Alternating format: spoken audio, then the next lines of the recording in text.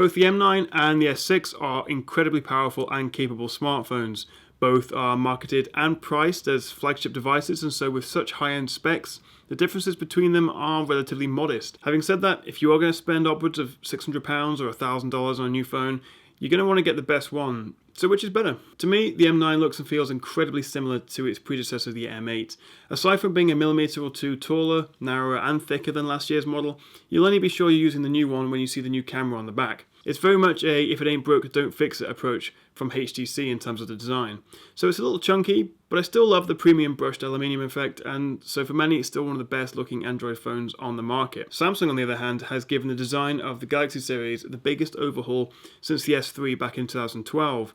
Most notably, the back has been significantly redesigned and now sits among the iPhones and HTCs of this world for that high-end look and feel. The S6 now features Gorilla Glass 4 on the front and back, held together by an aluminium band around the edges, which gives a really premium aesthetic. It's reminiscent of the glass design found on the Sony Z series, which is high praise in my opinion. As nice as the M9 looks, there's not really a lot new here, and it's this lack of new features, lack of innovation, lack of excitement that unfortunately applies to most of the device. Whereas Samsung has finally, if you'll pardon my French, pulled their finger out, and although they have compromised on a couple of features, including expandable memory, removable battery, and also water resistance, they have produced a genuinely great looking device. Form over function, maybe, but it's lighter, thinner, and more compact than its predecessor, the S5, and its competitor, the M9. So for me, the S6 gets top marks for design, even if the protruding camera is a bit annoying and makes it easier to scratch the camera lens. Although, of course, you can just put a case on it. Although neither phone has increased the size of the display, we still have the same 5-inch on the M9 and 5.1-inch displays on the S6. Samsung has pushed the boat out by offering a Quad HD resolution, which gives the S6 a ridiculously high pixel density of 577 ppi. That's compared to 441 on the more standard Full HD M9. Do you notice the difference? Well, no, not really.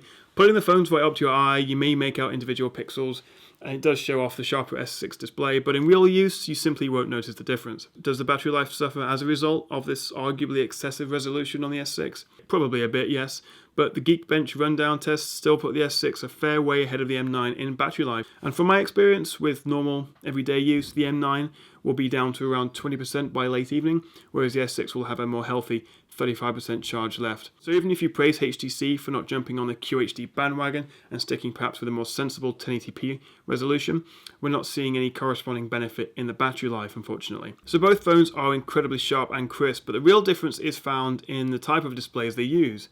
The M9 uses the same LCD3 technology found on the M8, which offers a natural looking and reasonably bright, around 500 nits display, although the colour temperature does have a slightly cool hue to it. The S6, on the other hand, features Samsung's own Super AMOLED technology, which is simply awesome.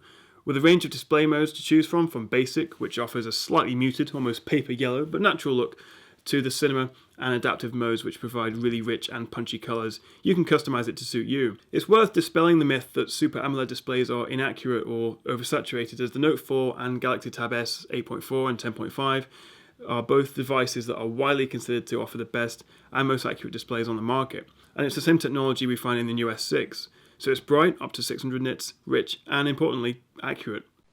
It's when we compare the hardware specs and performance of the S6 and M9 that things get really interesting.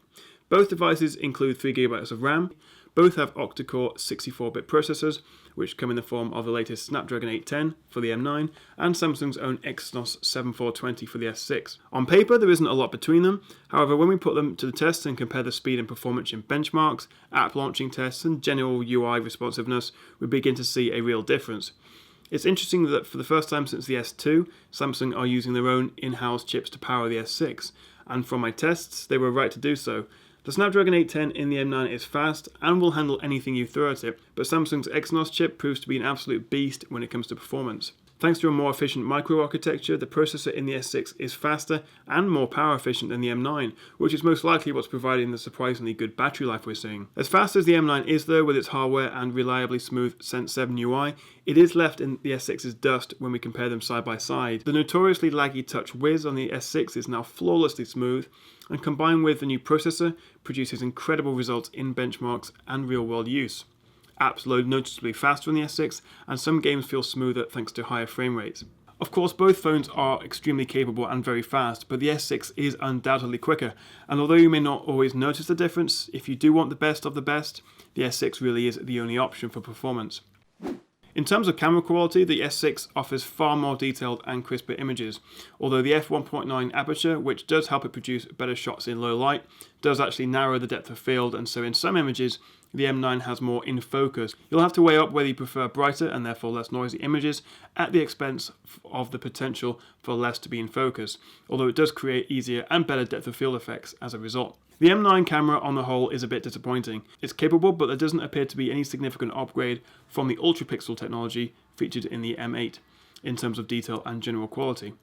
Colours are fairly muted. The HDR effect creates natural looking images and takes a good few seconds to process, and the video quality, even when standing still, is shaky and a bit rough. The S6, on the other hand, produces crisper, brighter, and generally more pleasing images.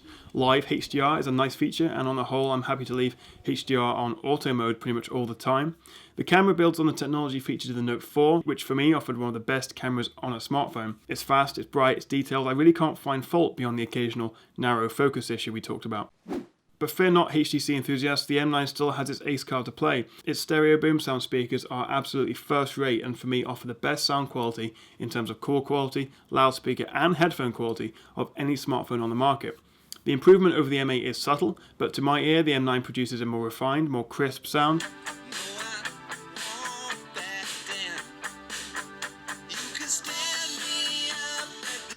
Which is made even better by the excellent Dolby Sound software.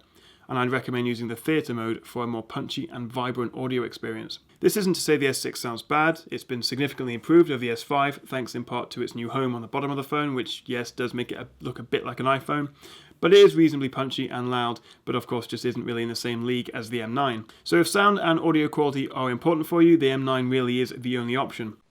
I think it's fair to say that regardless of which phone you prefer, you have to hand it to Samsung for really upping their game this year. A refreshed design, QHD resolution, super fast processor, incredible camera and solid battery life. Sure, we have lost a few features, but we've also gained a fingerprint reader that finally works well. And for me, the best part of the new S6 is just how smooth, responsive and generally nice to use TouchWiz finally is. The One M8 was a great phone, but that was last year, and for me the M9 sits in its shadow a bit. It's let down by a lack of innovation or exciting new features. The speakers are still fantastic and the phone looks great, but there's really not a whole lot new here aside from the new processor and camera. So both fantastic phones, both very capable, but if you're going to go out and spend a whole bunch of money, then I'd highly recommend the S6. You can't really go wrong with either, as I say, but it is when you put them side by side, you really do see that the S6 comes out in front. And I think for me, Samsung has been a little complacent until recently. We haven't seen such a major redesign since the S3 a good few years ago now, so it's great to see that they finally listened. And of course, some of you will be a little bit annoyed that they've taken away some of the features we would associate with a Samsung product, like the expandable memory, battery and removable battery and water resistance, but they were sort of secondary features in my opinion, of course. And for me, a nicer looking, better overall, and just simply faster device sort of makes up for those lack of features. So of course you may disagree. A lot of these issues are talking about the design, and that's very, very subjective. So you're more than welcome to disagree with me. But for me, personally, my opinion, and of course this is a fairly divisive issue, HTC versus Samsung, but for me the Samsung is the clear winner and I'd highly recommend you buy one. So I hope that's cleared up these things, the HTC One and the Galaxy S6. This has been my comparison video. I hope it's made it clear the pros and cons of each, and perhaps if you're going to go out and buy one, which you should buy. But for more, check out thetechchap.com and follow me on Twitter @thetechchap. I hope you've enjoyed this video. I've certainly enjoyed comparing them. They're both great phones, and hopefully we'll see you again in the next video. Thanks for watching guys, cheers.